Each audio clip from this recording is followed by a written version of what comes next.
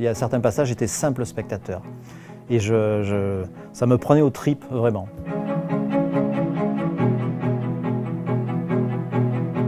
C'est très étrange comme expérience quand on écoute son roman, parce que moi j'avais l'impression parfois que c'est pas moi qui avais écrit le bouquin. C'est étonnant, c'est-à-dire on se détache vraiment et on est dans quelque chose d'autre. Voilà. Donc c'est assez fascinant.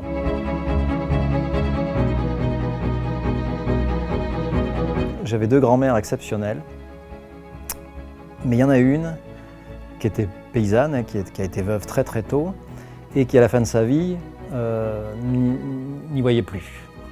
Et elle adorait lire, et comme elle ne pouvait plus lire, j'allais lui chercher à la bibliothèque des livres audio.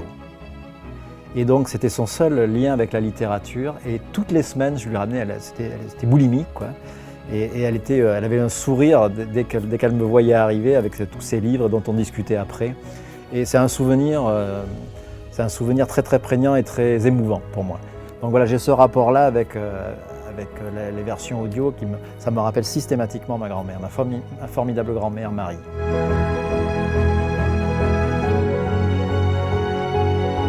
Ça a été une vraie claque parce que je trouve que l'écriture est très, très travaillée,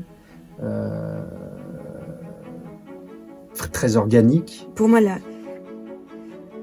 la conjonction dans ce livre d'une telle noirceur et d'une telle lumière est phénoménale. Et voilà, a un impact assez bouleversant, vraiment.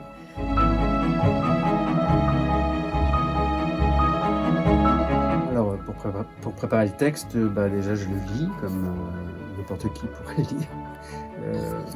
Voilà, une première fois. Et ensuite, je fais une deuxième lecture où j'essaye de repérer les difficultés qui sont particulières au texte. Voilà. Pour préparer les textes, moi je dirais qu'il n'y a aucune méthode, c'est lire.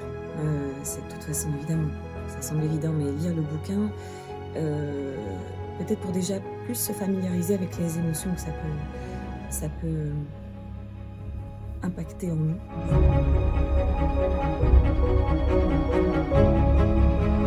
Je pense qu'il faut juste se laisser porter par les mots en fait. Quand on a un texte aussi puissant en face de soi, il faut lui faire confiance et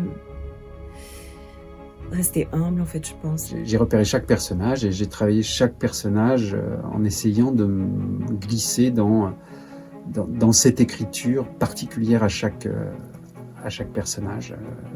Donc cette espèce d'équilibre pas toujours facile à trouver entre s'imprégner du personnage, s'imprégner de l'émotion que nous cause ce texte, et en même temps le restituer avec pudeur.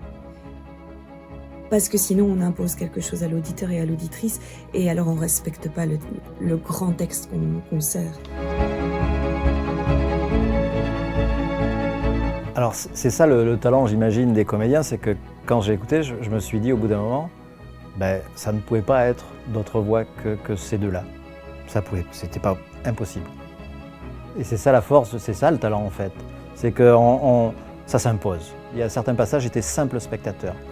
Et ça me prenait aux tripes, vraiment. Et ça me prenait autant aux tripes que quand j'écrivais ces scènes-là.